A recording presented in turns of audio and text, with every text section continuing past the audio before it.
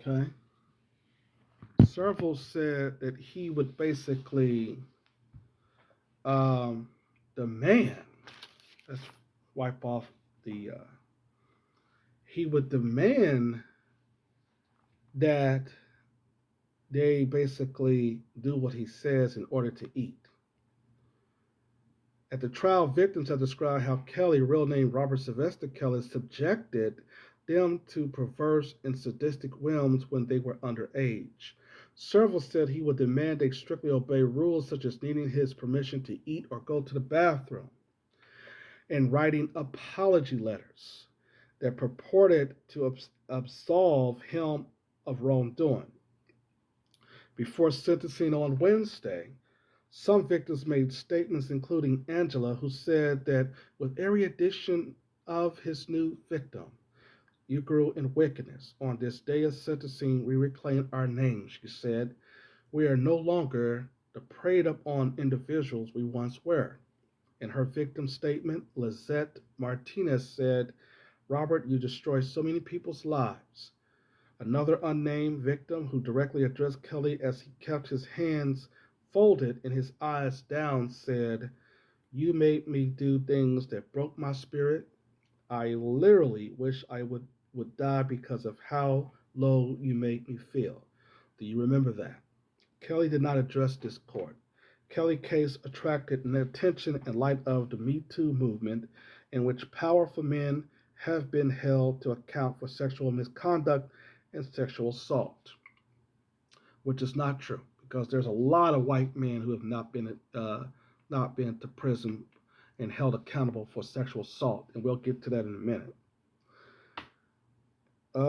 It goes on to say that Kelly followed Harvey Weinstein, Bill Cosby, and other prominent abusers and been sentenced to time in prison, although Cosby was acquitted on appeal on a technicality. Now, let me see how the white media like to use weasel words and like to lie and refrain from the facts.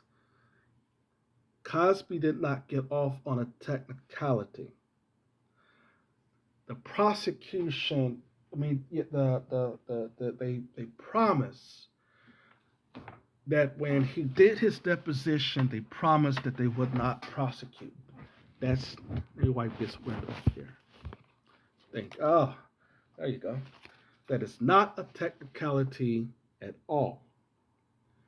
One, they decided that they were going to engage in a deposition, which they agreed, the prosecution agreed that this should not be used to prosecute Kelly at trial.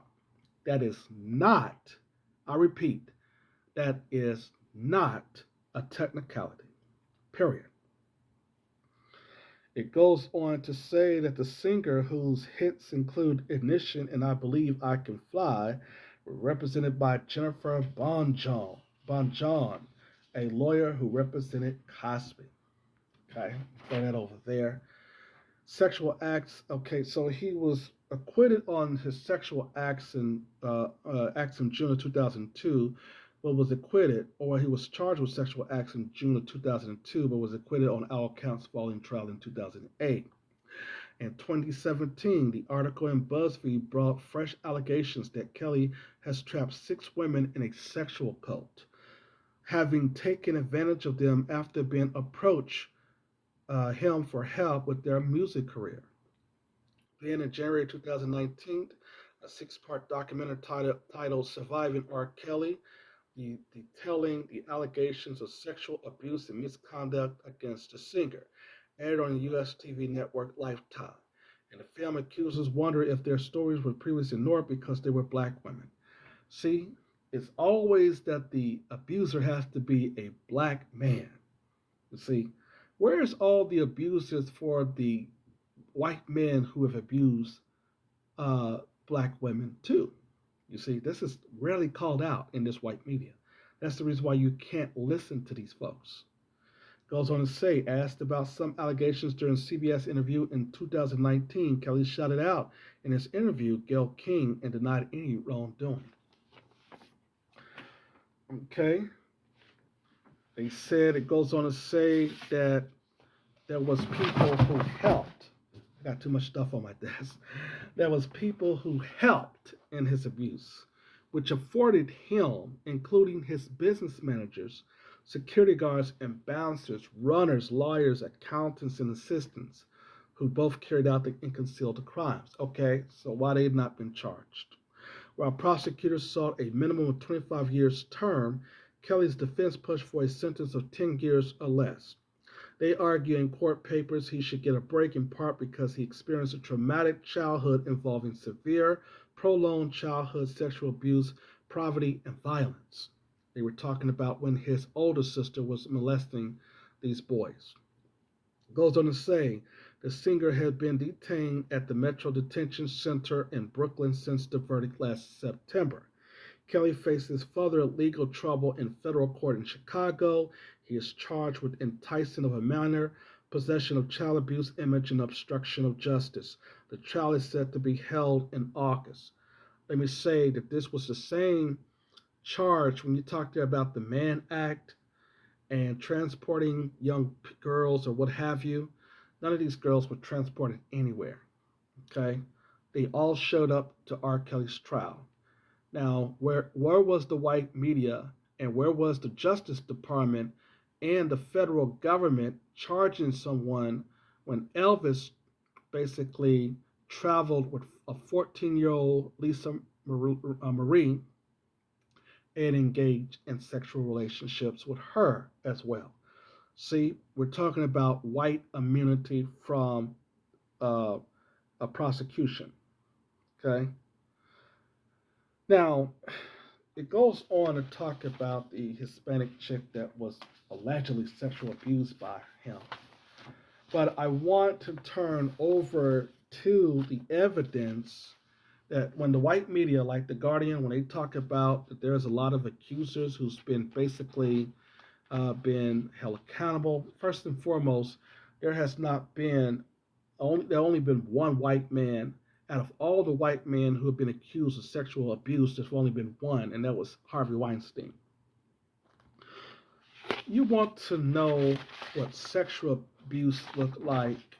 It looked like with these men here. This is your sexual abuse right here.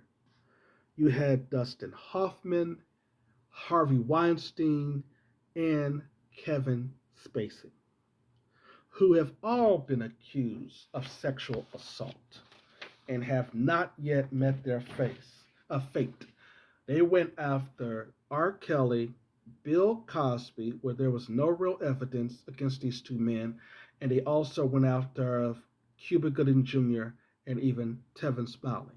Four black men and only one white man who basically was accused and also actually prosecuted. White men get immunity of law. But let's talk about it. We have a list of white men, Hispanic men, who have yet to face a judgment in court. Let's talk about them. Let's talk about the fact Brett Ratner, 49, a producer and director, Rush Hour, X-Men, The Last Stand. I was accused of sexual harassment was accused of sexually harassing six women, including actress Olivia Munn and Natasha Hendrick, in a November the 1st report from Los Angeles Times.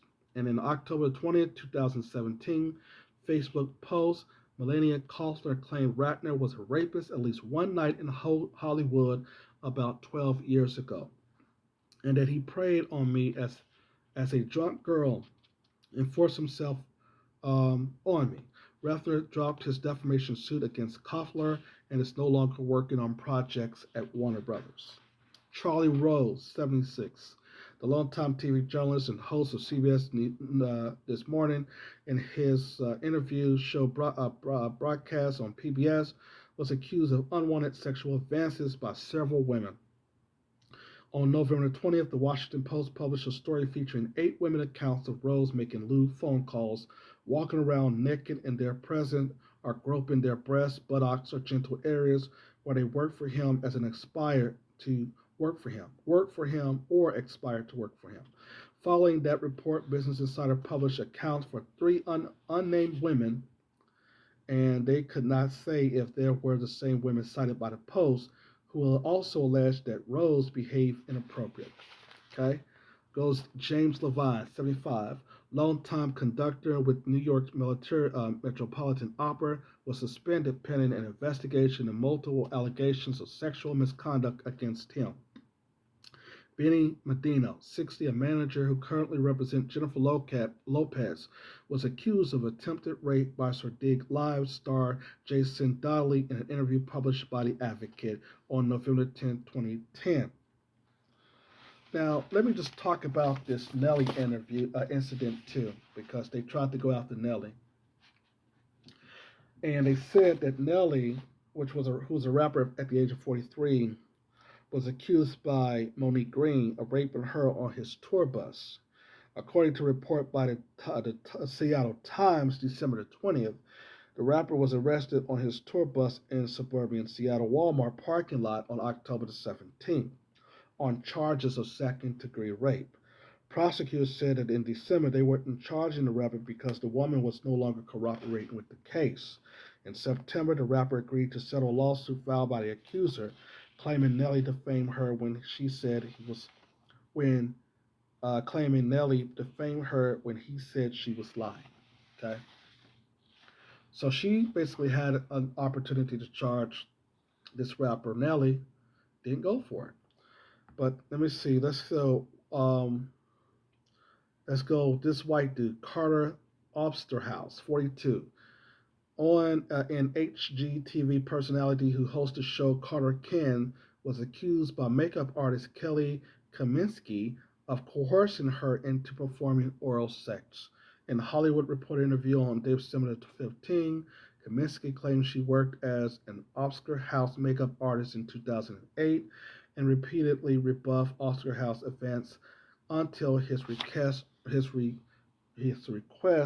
became, let's see, I lost the page here. His request became uh, known to them with more intimidating, and as he was threatening her job, is what it says.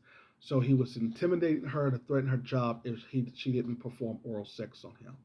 Jeremy Piven, 53, a star of the TV series Entourage, was accused by actress and reality star Erin Bellamar of groping her in two occasions, right? We talked about Brett Ratner, Chris Savino, an animator and writer best known for creating The Loud House, was fired from Nickelodeon after multiple women lodged complaints against him. The network confirmed in a statement to The Hollywood Reporter. On October 23rd, 2017, Savino posted an apology to his Facebook page, writing he's deeply sorry that his words and action created an uncomfortable environment.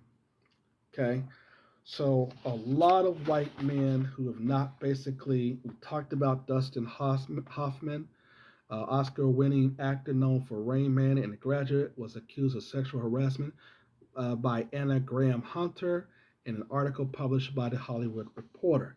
Ethan Kraft, Andrew Kreisenberg, 47, executive producer of CW superhero series Arrow, The Flash, Supergirl, and Legend of Tomorrow. So he's been accused as well for sexual assault. At least with 15 women and 4 men have accused him of sexual harassment and inappropriate physical contact. Matt Lauer, we talked about as well, 60, a TV producer who co-anchored the NBC Today show for more than 20 years, was fired by NBC on November 29, 2017, over a complaint of inappropriate sexual behavior in the workforce. James Franco, Gary Gother, David Galea, Paul Haggis, David Copperfield, um, Andy Dick, Michael Douglas, 74, Oscar winning actor best known for Fatal Attraction and Basic Instinct, was accused of sexual harassment by author and journalist Susan Brody in a report published by The Hollywood Reporter. January 18, Brody claims that while working for Douglas Production Company in the late 80s, he subjected her to sexual charged comments about her appearance in his mistresses and masturbated in front of her during a private script meeting in his apartment. Douglas told Deadline on January 10th that the former employee had spoken to THR about his alleged harassment, denying Brody accounts before her article was published. Okay, we got that. David Bland, Nick Carter, and the list goes on and on about white men and Hispanic men doing the same thing, but yet black men are the only one facing charges. Ben Affleck, 46, known for Argo and Good Will Hunting, was accused of groping MTV host Hillary Burton during a 2003 appearance on Total Request Live. He issued an apology on October 11, 2017, tweeting, "I acted inappropriately towards Mrs. Burton and I sincerely apologize." His apology came as day after he condemned Weinstein's behavior towards women. Sound like him and Weinstein got the same tendencies here. Bruce Weber, who's old 72 photographer, was accused of sexual misconduct by two male models December 5th, who said Weber pressured them to take off their clothes and touch their own genitals during photo shoots. Bob Weinstein, the brother of Harvey Weinstein, he was also accused by a producer, Amanda Siegel. And we already know about Harvey Weinstein, 66, Matthew Weiner. So the white media basically don't put these stories in the news media about white men who sexually assaulting women and harassing them sexually. Sylvester Stallone, George Takei, Bob Tinsley, James DeBeck, Ben Vereen, and the list goes on. Bryan Singer, Tom Seymour, Kevin Spacey. Now remember, Kevin Spacey got a homosexual fantasy with young boys, allegedly. I'll say allegedly, okay? And so he now, I think, went to a UK court trying to get his name cleared, right? You see, this is just outrageous, ladies and gentlemen. It is outrageous. But see, the white media does not want to talk about all of that. They don't want to talk about these white men who basically are sexual assault and have been accused. Their pictures don't go into the media ongoing, right? They don't go into the media, okay? So let's talk now about Roe versus Wade. Roe versus Wade. We talked about all of these other things. Let's now talk about Roe versus Wade, shall we? And I thought I had an article on what they were saying about Roe versus Wade, but basically, the U.S. Supreme Court had decided that they were going to overturn Roe versus Wade. Now, the points of why they're doing this, the reason they're doing this is because they learned that in 25 states, according to Dr. Umar Johnson and others, that there have been white women who were not producing and their fertility was going down as far as their birth of children. The rate was going down in these 25 major states in the United States of America. And they recognized, wait a minute, in order for us to basically maintain our race, we're going to have to basically tell these white women, you basically got to have more babies so that the white population and the white community can prosper, so it can grow. And basically, one white woman said she had no problem with it because she said in the next 300 years, white folks will be no more in the United States and in the world. Okay, they're already declining in the U.S. as a whole. Their numbers are dwindling. So they don't have enough white people to maintain white supremacy global. And this became a problem for them as a whole. as a threat. This became a whole because, see, when you're oppressing people, that takes a lot of work, right? It takes a lot of work for you to go out and oppress a group of people. To keep the black man in a segmented labor market, that takes a lot of you know it takes a lot of things out of you. It takes a lot of breath out of you. And since the white man has no melon, he's basically been destroyed by his own tendencies, his own actions to try to oppress others, you see, which is coming to an end, by the way. And so now the action was is they put this bootlicking Negro Clarence Thomas out front to suggest that he basically has some type of pull in this, which he's not. He's just a front man who basically have no. This man is only he don't like black people, and like I said, along with this other Supreme Court Justice Ketanji Brown, they got to put these black people on the Supreme Court who got white spouses like Clarence Thomas, Ketanji Brown, like Kamala Harris, who's dating a white man. All this is the only way you can do it. Only way you can do it. You see, because they don't trust a black person who is married to another black person. But anyway, their numbers are dwindling, and so they're trying to represent a situation where they could basically hold on to their numbers by forcing their women to have a baby despite their rights of so-called abortion. So the white man is saying no, is telling his women, no, you're not fit to kill no more babies. And the white woman is furious. How can you tell me I can't kill my children? You see, she is literally furious that she claims that this is about rights and about trying to control women's bodies. All due respect to those women and the black women who are trying to jump on this, the feminists and all these people, all due respect is that the child in your body is not only yours. First of all, we're not concerned with your body. We're concerned with the baby who grows in that body. You see, you don't lay down and just have a child on your own. That's this foolishness that white women basically have gotten women to think that someone is trying to control their body based upon saying that they can't kill their child. You see, that's the foolishness of the United States.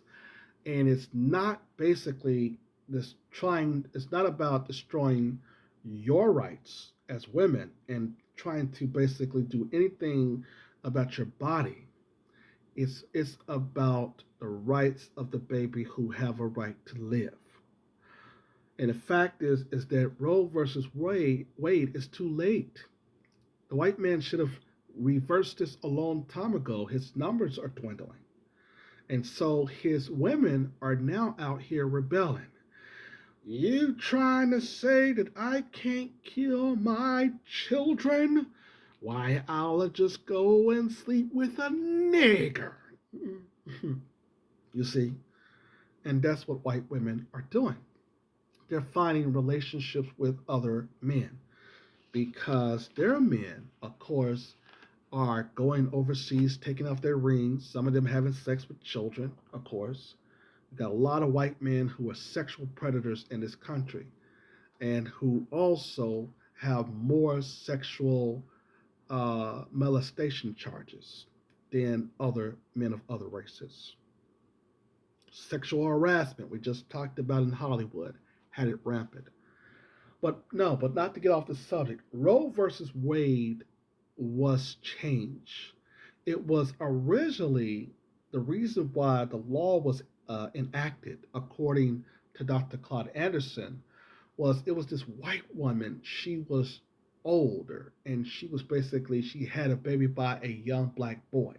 I forget the woman's name, but she basically wanted an abortion when the white men found out that she was carrying a baby with this white black dude, right? And basically she wanted an abortion. So they changed her name, of course, from whatever her name, Roshisher. I forget the name. I'm sorry, but it was Roe versus Wade, and that's the reason why the abortion situation had basically taken effect, right? So now the U.S. Supreme Court says we don't care what you white women are saying.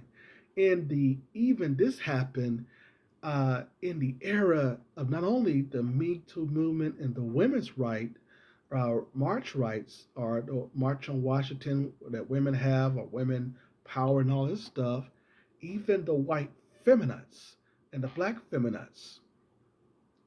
This happened in an era where the feminist movement was very rapid under a Democratic president controlled president and Congress and House of Senate. I mean, a senator in the Senate. So you had the Senate, the Congress, and the president are all Democratic ran, and yet in a liberal system, you had a conservative Supreme Court says we're going to reverse Roe versus Wade because this is our time to try to save the white race and to try to basically produce more white children. But if you're going to have white women, of course, who have fertility problems, then how would you basically continue to grow the race? I'll rest my case here. I, I digress. Especially when your women are saying that we're going to rebuild, or they're leaving it actually up to the states. So the rights is not really gone. They're leaving it up to the states. So Biden has signed an executive order recently, I think it was a day or so ago, where um, that they're going to do an executive order so that they could basically make sure that women get access to abortion in certain states or whatever. And he had also told them where abortion is legal in most conservative states, you just have to drive and get it in other states as well, right? Are the ones that where they are liberal ran, and you have access to killing your children. We all know that Margaret Singer and the Planned Parenthood people and the eugenics and also Bill Gates and all these big time people, they basically want to abort the black child. Okay. And we have millions of black babies that were basically aborted because of Planned Parenthood and because of the eugenics faction in this country that says, you niggers, y'all don't need to be having children. Why, we have a plan that could kill your children and you wouldn't have to basically raise a child, you see. And that's not planning no parenthood, that's murder. And so in Roe versus Wade, that basically changing brings a fundamental question as to what about women's rights. It's not about women's rights as far as killing their children. Like I said earlier, it's about protecting the rights of the child that is in that body, the child that you did not produce on your own. Okay? No women produce children by themselves. Okay? When the sperm beats on egg, that is why the children basically get it fertilize the egg, and then that's how the child grow. Okay? So let's forget the talk about this is about women's rights. The white feminists, they are at work, they hate men, and so therefore in a so-called democracy, the only problem that we're having now is that these women are trying to figure out a way to take power and control of them from their men because they feel like that they can run society and enforce white supremacy better than their white men can. And that's the reason then why you keep seeing them coming out here with all of this protest, trying to get black women on their narrative. Maxine Waters came out with her foolish stuff, trying to get black women to jump on board with this foolishness. And she came out here with her old raggedy ass talking about, you think that black women gonna let you get away from us not having access to abortion? Shut your old ass up. You see, black women have always jumped on the white woman's bandwagon. That's the reason why they have not gotten anything. That's the reason why they only got individual jobs and not power as a group, because they keep on jumping on the white woman's agenda. They have refused to get on the side of their men. Okay. But yeah, I wanted to talk about Roe versus Wade. I know a lot of people couldn't hear the commentary because ScrewTube had taken my sound off. And so we tried to basically do all that we could to make sure that ScrewTube did not do this and did not get away with this as well. Thumbs up, like, share, and subscribe. You've been listening to the Lawyer Henderson Podcast Show. Take care.